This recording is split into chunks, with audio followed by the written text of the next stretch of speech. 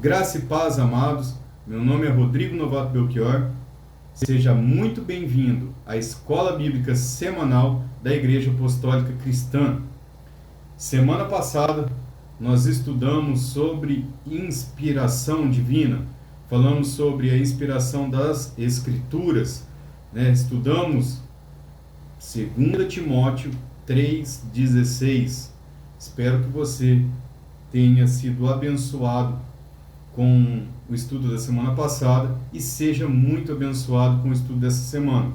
Que Deus ilumine o nosso coração e o nosso entendimento, pois essa palavra é algo que transcende o nosso entendimento. Ela partiu de Deus para nós. Nós precisamos da iluminação do Espírito Santo, outra doutrina que estudaremos mais para frente.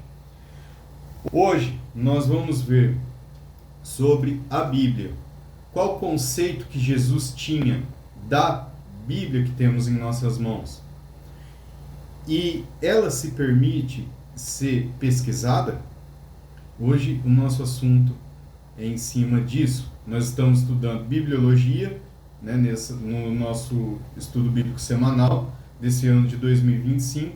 Semana passada, reprisando, nós vimos sobre inspiração das Escrituras, como funciona a inspiração das Escrituras, e essa semana nós vamos ver a visão de Jesus, de Nosso Senhor, sobre as Escrituras, e elas se permitem ser pesquisadas. Vamos abrir a Bíblia, a minha já está no local, em Lucas 3. Lucas 3 fala assim, 3:1.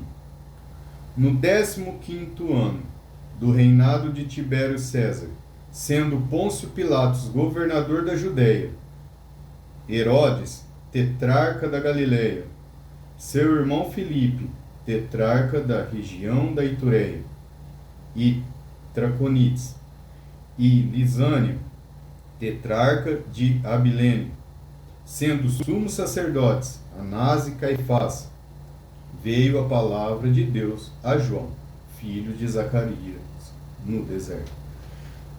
Nós vemos que a palavra de Deus, ela não se esconde, ela é uma palavra corajosa, ela não tem medo que pesquisadores a pesquisem para ver se ela é verdadeira. Nós vemos que Lucas escreve detalhes.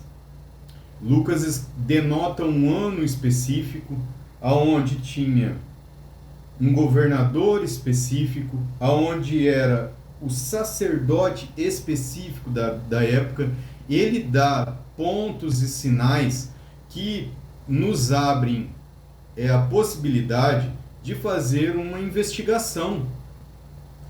Então nós vemos hoje livros externos que vão garantir o que Lucas está falando. Ele fala sobre a região do Jordão, ele fala do âmbito geográfico também.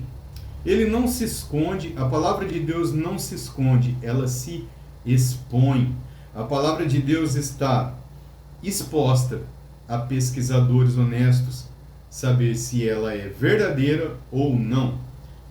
Agostinho de Hipona disse assim: todo aquele que ler estas explanações, quando tiver certeza do que afirmamos, caminha ao nosso lado.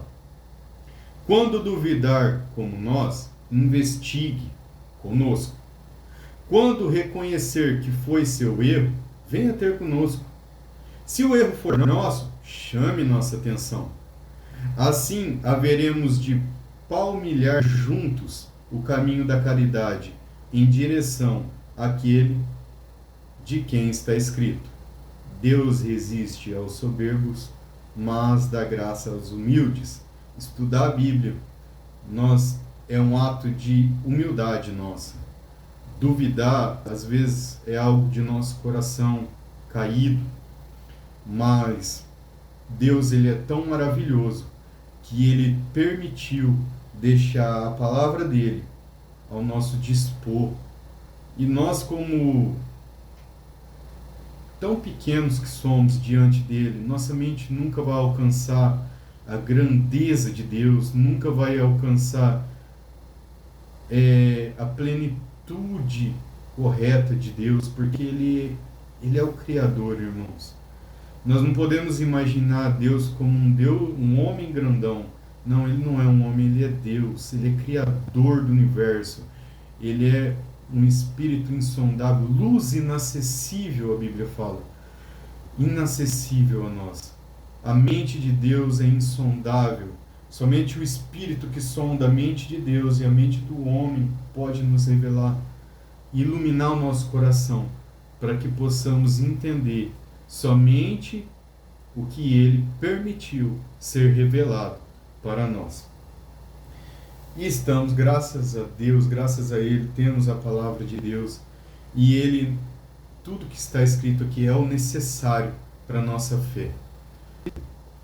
Bom, então nós vemos aqui em Lucas 3, né, que, em Lucas 3:1, que Lucas denota um tempo, denota um ano específico, ele denota um sumo sacerdote específico, na época 2 sumos sacerdotes, denotando também a autoridade de Roma sobre isso. Israel nunca teve 2 sumos sacerdotes, somente nessa época. Também sobre o reinado de Tibério César, Pôncio Pilatos governador, o tetrarca Herodes, tetrarca da Galileia, seu irmão Filipe, tetrarca da região da Lituréia. Tetrarca era como se fosse um príncipe da região. Ele dá vários detalhes históricos, aonde permite nós reconhecermos que isto é verdadeiro. Um detalhe: ninguém duvida da existência de Platão. Ninguém duvida da existência de Aristóteles. Ninguém duvida. Platão viveu 422 ou 427 até 348, 347 a.C. Aristóteles, de 384 a.C. a 322 a.C. E como que nós sabemos da existência de Platão e de Aristóteles? Pelos livros antigos. Os livros antigos que falam sobre Platão, que falam sobre Aristóteles. E ninguém duvida da existência deles. A Bíblia, ela é o quê? Um livro antigo. A Bíblia é o livro antigo mais bem documentado de todos que existe no mundo durante a história. Se nós temos como base conhecer Platão, conhecer Aristóteles, conhecer a história, livros antigos, por que descredibilizamos o livro antigo mais bem documentado do mundo? É de se pensar. E é um livro que se permite ser pesquisado, e muito bem pesquisado. Não é igual aos outros livros. Alguns livros têm muito menos cópias, e nós chegaremos lá. Né? João 20, 27, abre aí na sua Bíblia, João 20, 27, acompanhe comigo, como eu já falei no último estudo bíblico.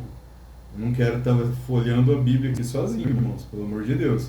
Tenha a sua Bíblia aí na sua mão, abra comigo em João capítulo 20, versículo 27. A Bíblia fala assim: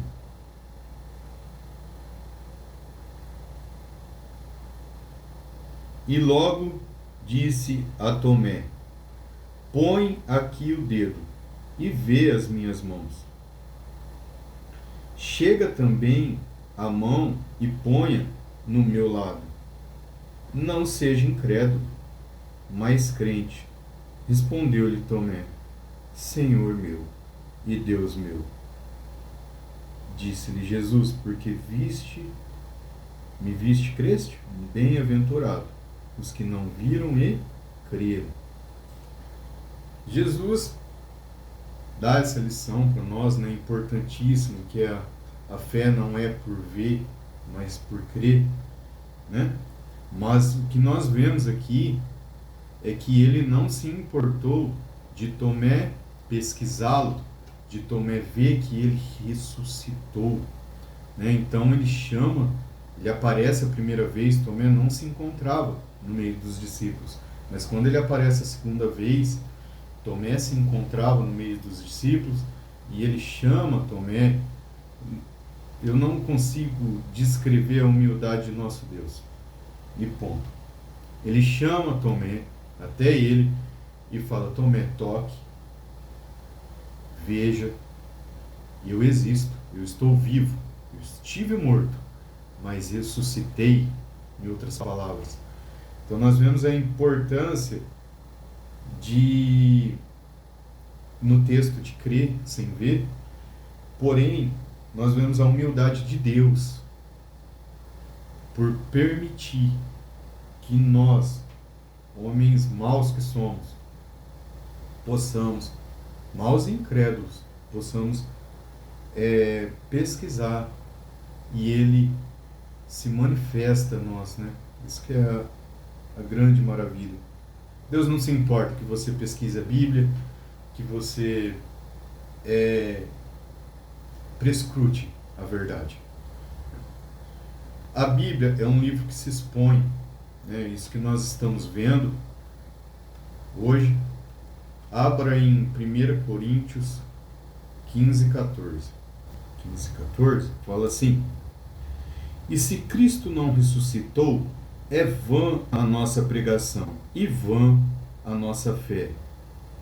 E somos tidos por falsa testemunha, porque temos asseverado contra Deus que ele ressuscitou a Cristo, ao qual ele não ressuscitou, se é certo que os mortos não ressuscitam.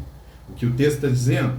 O texto está dizendo que se Cristo não ressuscitou, a nossa fé é vã. O que é a ressurreição de uma pessoa que foi morto? Isso é algo, Paulo está sendo corajoso a escrever, porque é algo que dá para ser pesquisado.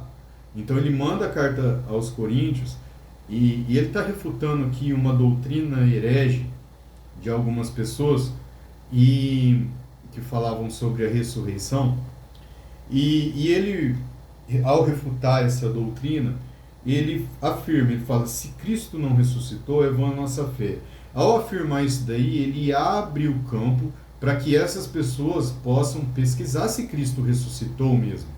E a época que ele escreve, irmãos, é uma época onde havia muitas evidências da ressurreição de Cristo, pois Cristo, ele ressuscita, ele não aparece somente aos 12, ele aparece também a mais de 500 pessoas.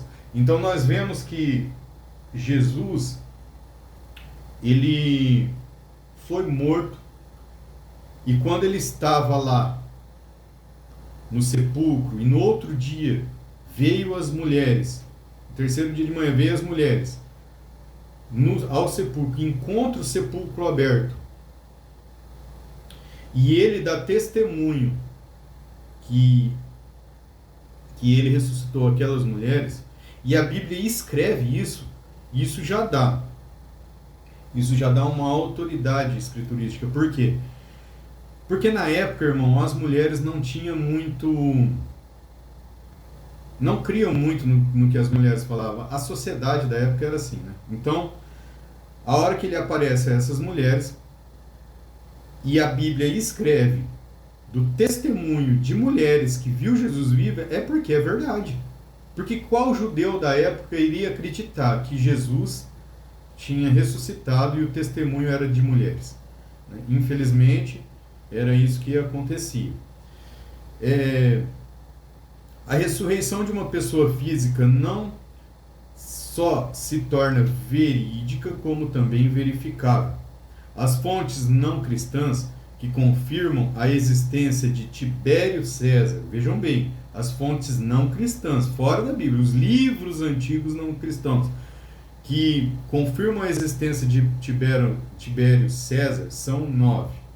Então, quer dizer, existem 9 fontes não cristãs que confirmam a existência de Tibério César.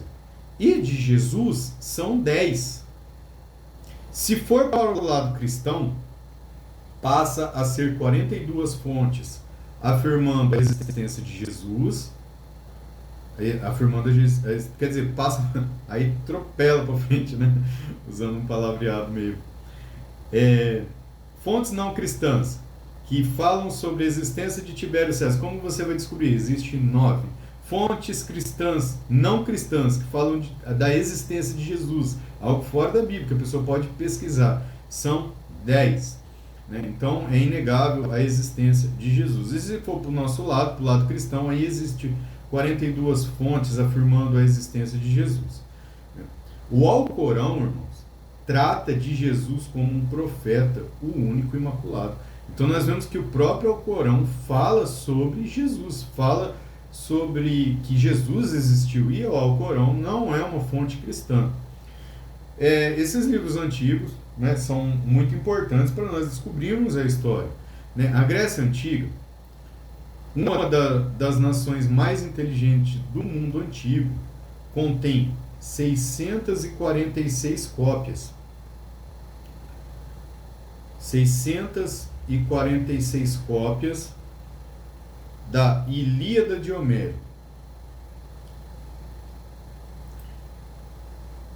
Contudo, o Estado preservou. Então, quer dizer, é um livro muito importante para os gregos? São a Ilíada de Homero. E quantas cópias eles têm? Eles têm 643 cópias da Ilíada de Homero. Porém, o Estado preservou. A Bíblia contém 5.686 cópias antigas que sofreu ação contrária. O Estado não preservou a Bíblia. O Estado perseguiu. Diocleciano, no ano 303 depois de Cristo, ordenou que todas as cópias fossem destruídas. Quer dizer, aconteceu uma ação contrária ao documento dos gregos. E mesmo assim, nós temos 5.686 cópias, né? Até mais de 5.700 atualmente. E os autógrafos e os manuscritos existem?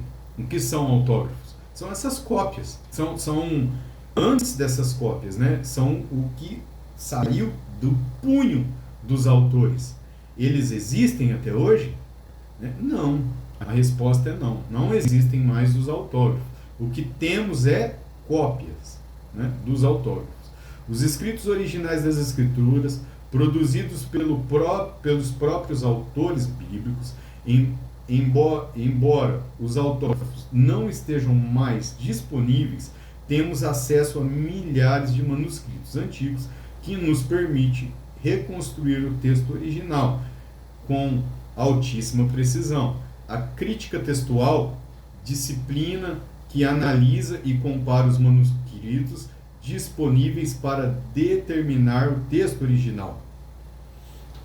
Graças à abundância de manuscritos, é possível alcançar um grau que beira 100% de confiabilidade dos manuscritos bíblicos. Então, um exemplo mais fácil de entender é que se eu tenho duas camisetas furadas e eu coloco uma camiseta e coloco outra por cima, provavelmente vai tampar o furo.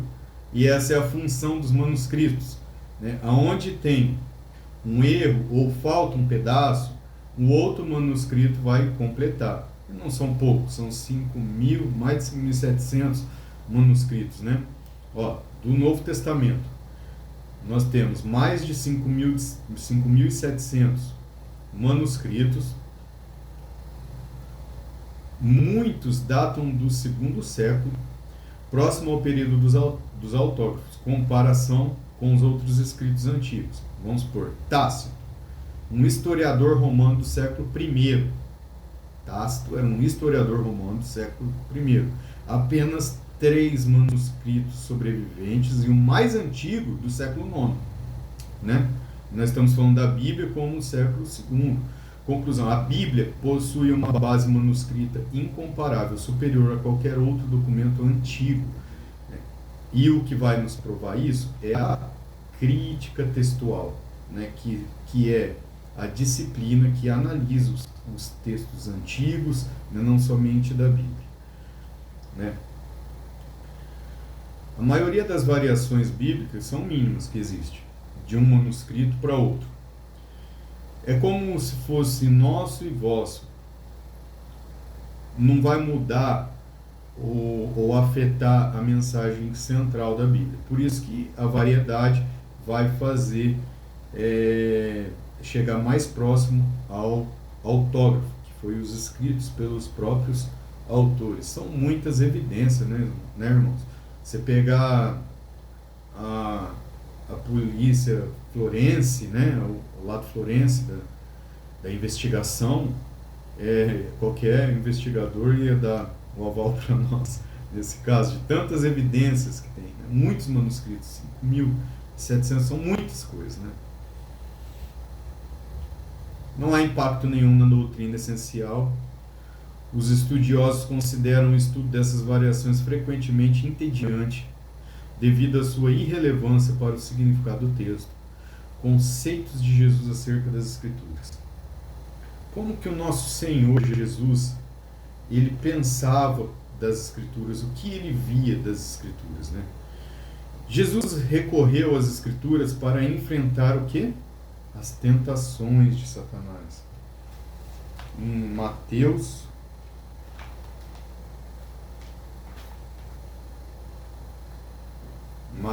4,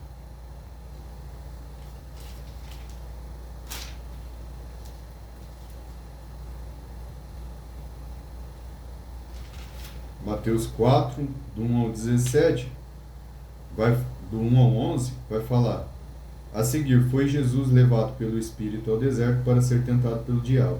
E depois de jejuar 40 dias e 40 noites, teve fome. Então o tentador aproximou-se-lhe dele e disse: se és filho de Deus, manda que esta pedra se transforme em pães. Jesus, porém, respondeu: está escrito, não só de pão viverá o homem. Aonde Jesus recorreu para repreender a Satanás? As Escrituras. Esse era o grande valor que Jesus dava às Escrituras. Então o diabo o levou à cidade santa, colocou sobre o pináculo do templo e disse: se és filho de Deus, tira-te daqui para baixo, porque está escrito: aos seus anjos ordenará e a teu respeito dará ordem. Aí o diabo vem e cita as Escrituras, os Salmos. Porém, a artimanha dele pegar a palavra de Deus e torcer ao seu respeito, né? É assim que ele faz. Não tropeçarás. Porém, Jesus respondeu: também está escrito. Jesus estava com a espada afiada: não tentarás o Senhor teu Deus. Levou ainda o diabo a um monte muito alto, mostrou-lhe todos os reinos do mundo e a glória deles, e disse: tudo isso te darei, se prostrado me adorares. Então Jesus lhe ordenou: retira-te, Satanás, porque está escrito. Toda vez que Jesus fala, ele replica: está escrito, ao Senhor teu Deus adorarás, e só a ele darás culto. Então o diabo oferece o mundo a Jesus, né? E Jesus o repreende usando o quê? As Escrituras. Nós vemos o alto nível de poder que Jesus dá às Escrituras sagradas para repreender o diabo na batalha que ele teve ali naquele momento. Mateus 5,17 fala assim, o que Jesus pensava, né? Da lei e dos profetas, qual é a verdade? Não penseis que vim revogar a lei ou os profetas. Não vim para revogar, vim para cumprir. Porque em verdade vos digo, até que o céu e a terra passem, nem o i ou um tio jamais passará da lei, até que tudo se cumpra. Nós vemos que Jesus joga, lógico que vai ter traduções que vai falar nem um J nem um tio, né? A minha está nem um i, nem um tio. Jamais passará da lei. Isso está se referindo à letra iota, que é a menor letra que existe do alfabeto grego. Jesus está querendo dizer para nós qual seria nenhum ponto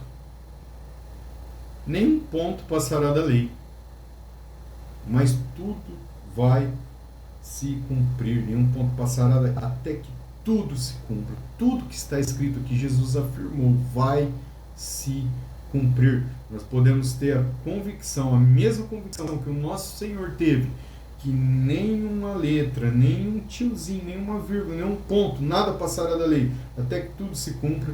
Nós também podemos ter a mesma confiança. Se somos servos do Senhor Jesus, também temos que ter a mesma visão que o Senhor Jesus tinha das Escrituras, né? Comparação das palavras de Jesus com as Escrituras. Em Mateus 24, um pouco mais para frente. Mateus 24.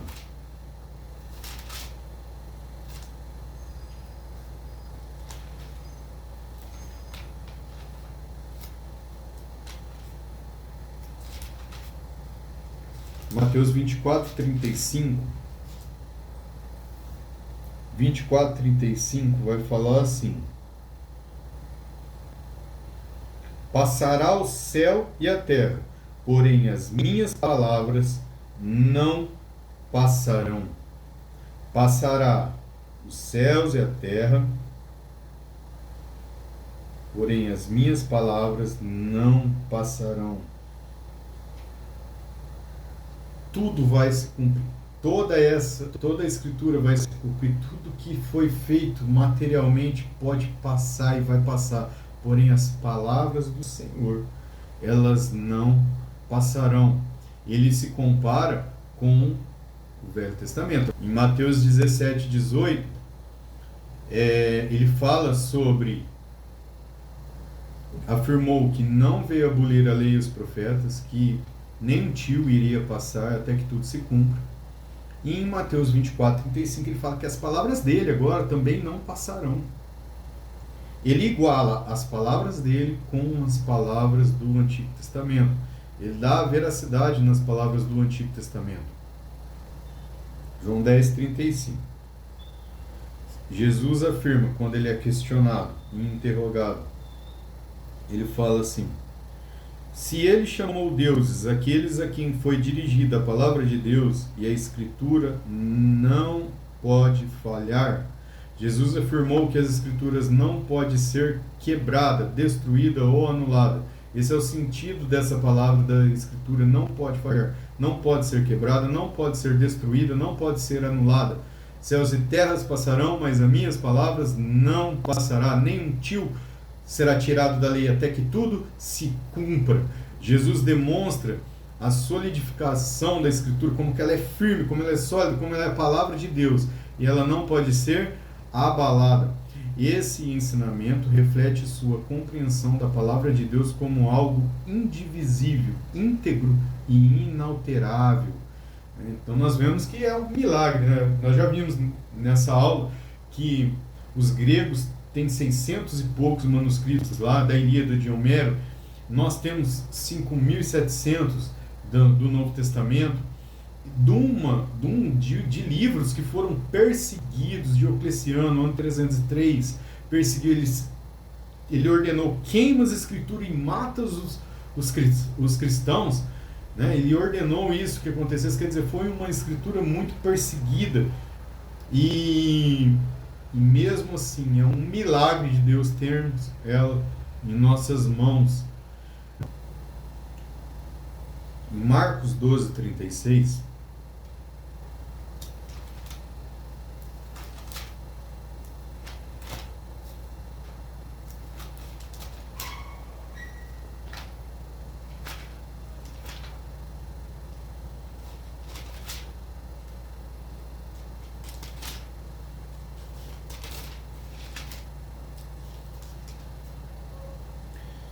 Marcos 12, capítulo 12, versículo 36. Jesus fala assim: o próprio Davi falou pelo Espírito Santo. Disse o Senhor ao meu Senhor: assenta-te à minha direita, até que eu ponha os teus inimigos debaixo de seus pés. Qual o conceito que Jesus tinha do Antigo Testamento? Né? Ele tinha esse conceito, essa garantia, ele garantia essa composição inerrante. Nós vamos ver ainda em nossos estudos bíblicos sobre a inerrância. A Bíblia não contém erros. em seus autógrafos. Nós vamos ver isso. Jesus, ele reafirma a inerrância da composição do Velho Testamento quando ele fala que o próprio Espírito Santo falou por Davi. Né? Que Jesus afirma, ó, o próprio Davi falou pelo Espírito Santo. Jesus afirma que o Espírito Santo usou a boca de Davi para declarar esses salmos. Disse o Senhor ao meu Senhor: assenta-te à minha direita, até que eu ponha os teus inimigos debaixo de seus pés. E nós vemos também como foi, esse texto eu amo ele, que é o que nós estudamos também na última aula, que é João 14, 26. Também, irmãos, o texto da última aula, o texto-chave da última aula, 2 Timóteo 3,16, onde toda a Escritura, a Sagra Fé, toda a Escritura é inspirada por Deus, toda a Escritura também ali está dando autoridade ao Velho Testamento também.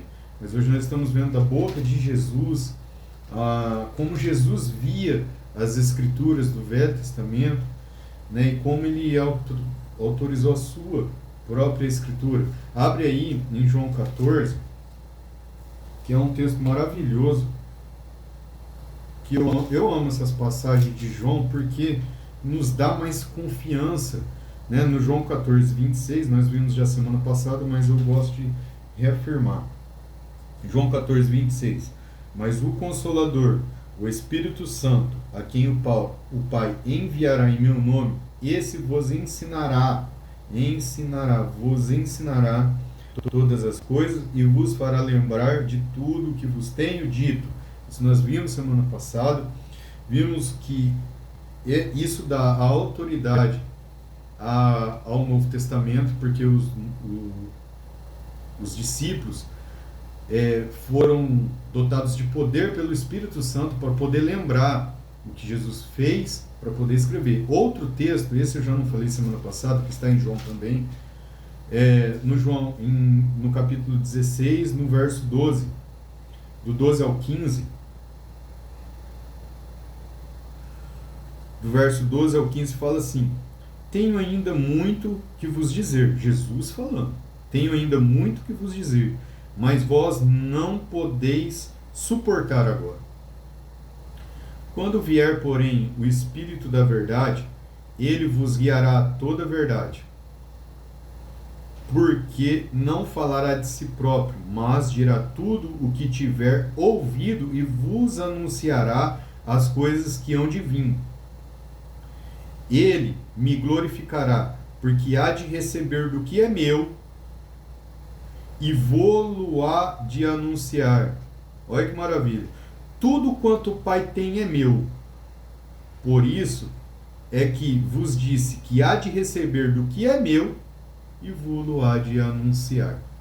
Então, nós vemos mais um texto em João que garante essa inspiração do Novo Testamento falado pela boca de Jesus, né? Isso que dá a autoridade, tanto falado pela boca de Jesus, quanto nós sabemos que eles foram inspirados pelo Espírito Santo a lembrar, e as novidades que ainda vinha de vir, que Jesus não poderia falar até aquele momento, foi dada pelo Espírito Santo, porque ouvia do Pai a respeito do Filho e era revelado a eles, né? E agora está escrito e revelado a nós, que dependemos da iluminação, outra doutrina que vamos estudar, a iluminação do nosso coração, para poder ler as Escrituras. Se reconhecemos Jesus como nosso Mestre e Senhor, devemos adotar a mesma visão, compreender a Bíblia como a palavra